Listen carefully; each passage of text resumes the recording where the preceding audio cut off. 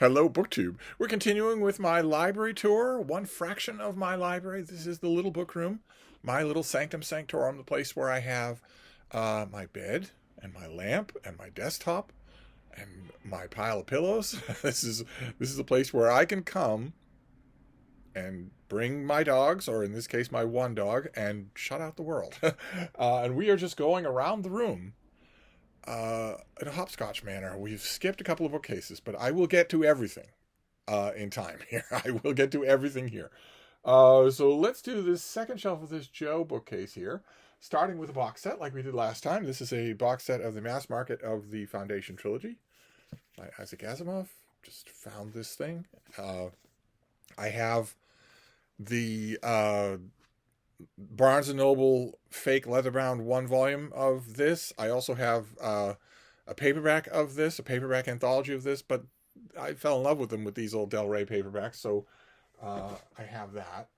And we've got Transwise books. Let's deal with the Transwise books. Okay, the first Transwise books is this thing, The Uncommon Reader by Alan Bennett. Tiny little thing.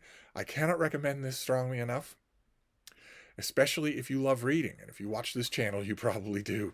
This is unbelievably wonderful. This is an unbelievably wonderful little novella. It will take you an hour to read. And it is it is the story of what would happen if Queen Elizabeth II, the Queen of England, then the Queen of England, fell in love with reading. Of course, one reads. Of course, one always reads. But what if she fell in love with it the way we love it? What would happen if that happened? It's wonderful. Absolutely wonderful. I cannot praise it highly enough. Okay, then we have a Cape Cod book. This is A Place Apart, edited by Robert Finch, the late Robert Finch, whose, I think, last book, published posthumously, will be getting to me soon. This is various pieces about my beloved Cape Cod. This is signed. I don't think I remembered that.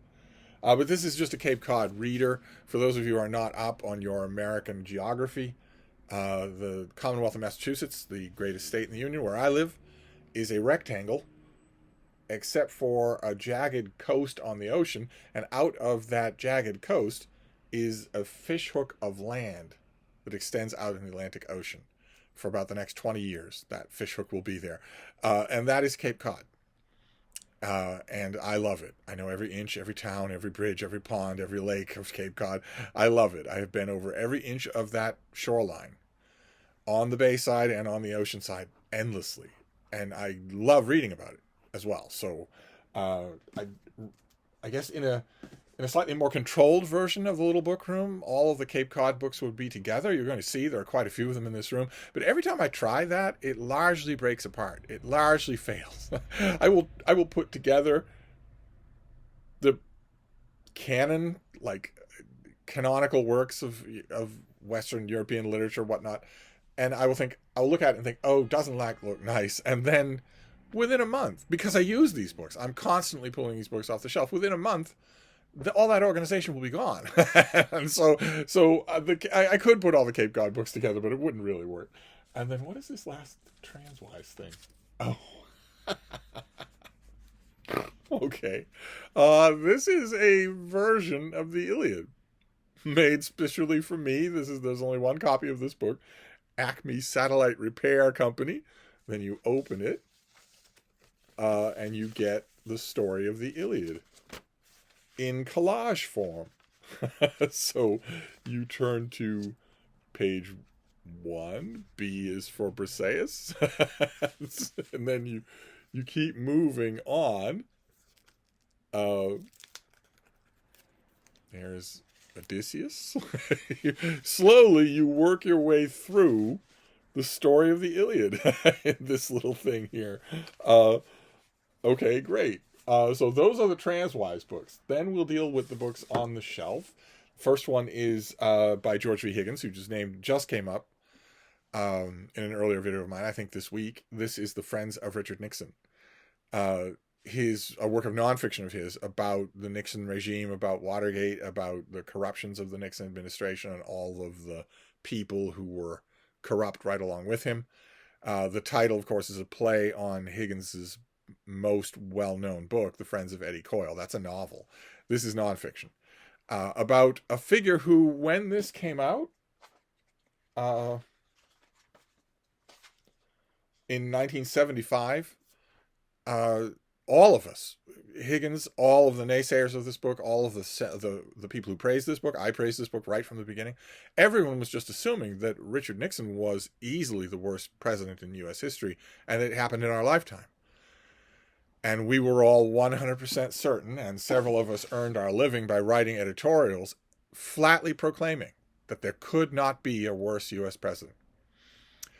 And we were all completely wrong. We were all completely wrong. Because it would never have crossed Richard Nixon's mind. Plenty of things crossed his mind, especially when he was drunk. Plenty of things crossed his mind. It would never have crossed his mind to organize for a year, orchestrate, and then try to personally lead an armed insurrection to overthrow the government. That would never have occurred to Richard Nixon. That thought never crossed his mind.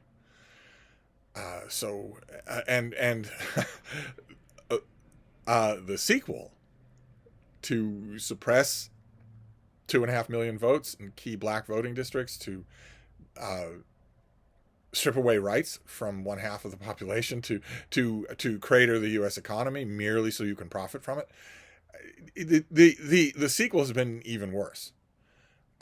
Praising and cozying up to, toadying to the very worst dictators in the world because they are dictators. Torching your alliances with your steadiest allies to the south and the north.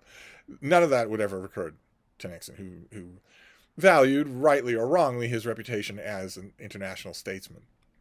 So those of us who are alive have lived to eat crow on the subject. Doesn't mean he wasn't bad. Then we have, this is David Anthony Durham. This is The Risen, a novel of Spartacus that I really liked. I don't quite know why it's in this room. I've never understood that. I've done a million library tours. This is always part of that. And I still don't know. I've liked this book, but did I like it more than Spartacus by Howard Fast, for instance, which is not in this room? This even has a pub sheet. When did this come out? I got this before we were talking to each other. May of 2016. I think that was before we were talking to each other. Well, anyway, it's in here, and it's probably due for a reread. Then we have, what is this? Oh, okay. This is the Audubon Book of True Nature Stories. This old thing with illustrations. Yes, yeah, it has lots and lots of illustrations all throughout. No photos, if I remember correctly, no photos, just illustrations, which is great. That's fine by me, yes. Oh, that one's too charming to miss. There we go. A stuffed raccoon and a live raccoon, or maybe 2 live raccoons. These stories are from Audubon magazine, and they are wonderful. They're just wonderful. They're all very much period pieces, but I don't mind. Then we have an anthology. This was edited in heavy air quotes by Clifton Fadiman, and this is 50 years of Borzoi books, 1915 to 1965. So this is excerpts from famous Borzoi publications. And it's great. I have a lot of anthologies in this room. Anthologies tend to end up in this room. Anthologies are really great reading. And this is full of Borzoi stuff, most of which is well known, mainly thanks to Blanche Knopf. So we've got, what have we got here? Camus, Willa Cather, Thomas Mann, Raymond Chandler, Foster, D.H. Lawrence, Catherine Mansfield, Walter G. Lemaire, Willa Cather again, Elizabeth Bowen. This is just, there's fun, tons and tons of fun stuff in here. In fact, that cover, that copy is a little bit worse for wear. I keep waiting to find it again. There's, at most normal secondhand bookstores, you would never see a copy of that, and if you did, it would be the one copy they ever got in 75 years of being in business. But my used bookstore is different. This will show up again there, and I will grab it. Okay, great. Then we have Derwin McCullough's Christianity, the First 3,000 Years. This is the hardcover version. I have the e-copy and also a paperback. But this is incredible. I mentioned yesterday, I think it was, Africa by John Reeder. And I mentioned it as the type of book where there's something incredibly thought-provoking literally on every page, no dull spots, no vaporing on the part of the author. And this is the same way. Incredible. Just an incredible work. I love this author. I love his biographies. I think he's a great biographer. I love his studies of various periods of Christianity, but I think this is obviously his masterpiece. And I go back to it a lot. Oh, all right. Then we have a murder mystery. This is A Murder on the Appian Way by Stephen Saylor. This is the his Roma Sub Rosa series. I think this is volume 4 or something like that. You don't really need to read them in order.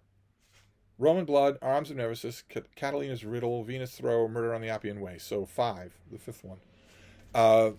And this is the story of, it's taken straight from actual Roman history, of a Roman political and social figure who was killed by his rival.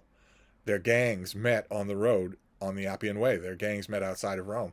And our character, Gordianus the Finder, is called in to investigate what actually happened. And, of course, it ends up being a lot deeper than the history books tell. I think it's the most successful of the Gordianus books. Catalina's Riddle is also really, really good, but I think this is the most successful one. Okay, great. Fantastic. Now we have John Zeta's book, In the Valleys of the Noble Beyond. This is, in one sense, a Bigfoot book. And there are other Bigfoot books in this room, but this is much more a Bigfoot people book. Bigfoot researchers, people who aren't researchers but live in the Pacific Northwest, where you don't have to be a conspiracy theorist or a cryptozoologist of any kind to get the real strong impression that there's a kind of animal living on your back property that you don't know about and that science doesn't know about. There are thousands of people who've reported things like that over the decades. Thousands of them. And once you take a deep breath, you'll realize they can't all be wrong. They can't all be hoaxing. I think that a staggering number of those people are wrong. I would say that number is huge in the huge percentages. I think a staggering number of people just don't realize the full range of possible motion of a black bear. I really don't think they do. I know it. I know the full range of motion for black bears and grizzly bears, but especially black bears. I know that full range of motion intimately. I've seen black bears many, many, many, many times. And a lot of the people who say, well, I don't know what this thing was that I saw walking in the woods, but it certainly wasn't a bear, have never really spent time in the woods and don't know what bears can look like. Black bears look remarkably human. When you get rid of their flab, and especially their hair is brown instead of black, and maybe they're standing or crouching, they look remarkably human. The elbows, the hands, the waist, the proportions are easily close enough to fool people. But that's not 100%. Nothing accounts for 100%. And the author here does not go in with any kind of preset, hard-edged ideology. He just goes in to ask and talk and whatnot. And it ends up being charming. Utterly wonderful. Okay, then we have science fiction. This is the beautiful, who did this? Del Rey, again. So we started with Del Rey, and we're almost done with Del Rey. This is the beautiful trade paperback of Perdido Street Station with the deckled edges and the French flaps. How I wish that all science fiction premieres just came out this way. Don't sink in the money for a gigantic print run of hardcovers, 90% of which are going to be returned by the bookstores. Don't do it. Instead, come out with a $15 paperback that's really well designed. And you'll find your sales will vindicate that approach. This is our author back when he was a young economist, and this is great science fiction. And I remember when did this first come out? The year 2000. I was working in a retail bookstore, and I opened a box in receiving. I went into receiving all the time just to while away the time. And I opened the box and saw not only that this thing looked intriguing, but that also it was beautifully designed. And I grabbed a copy right then, but I wasn't expecting it to be great, and it is great. So that's a nice marriage of form and design here. Oh, okay, great. All right. Well, this wraps things up. This, I believe, is this author's debut. Oh, no, it's not. This is by the novelist John Ray. This is Lowboy. And there is our young author.